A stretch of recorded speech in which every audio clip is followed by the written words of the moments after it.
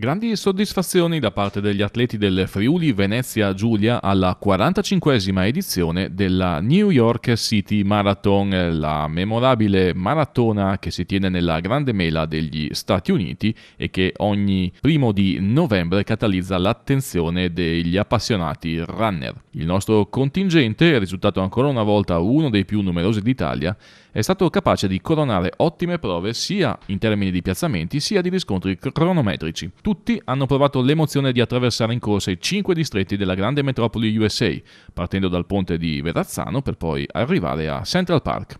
Sui 42 km e 195 metri delle strade newyorkesi, il gruppo dei runner della Bavisela, formato da Marino Zanutti, Gedora Bandel, Rosalba Madotto, Chiara Bussetti, Claudio Stefani, Alfredo Furlani, Rita Daniotti, Daniela Dal Forno, Isa Amadi alla sua prima maratona, Paola Lugnani, Paolo Russi, Livio Bussetti, Francesco Ravalico, Lino Parovel e Roberto Andiloro hanno vissuto una giornata emozionante.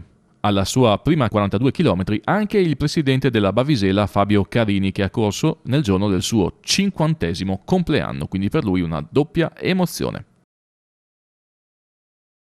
Per quanto riguarda gli atleti friulani, il migliore è stato il finanziere Stefano Scaini, giunto 53esimo assoluto con il tempo di 2 ore 36 primi e 32 secondi. Alle sue spalle il portacolori della Carnia Atletica Tolmezzo Giuseppe Puntel, che ha onorato la cavalcata con il tempo di 2 ore 52 primi e 37 secondi. Di spicco anche la prestazione del Master 60 Fulvio Vezzi e di sua figlia Elia, entrambi appartenenti al club di Tolmezzo. Leader dei pordenonesi è stato invece Bruno Paglietti del team Azzano Runners, che ha portato a termine la sua fatica in 3 ore 14 primi e 23 secondi.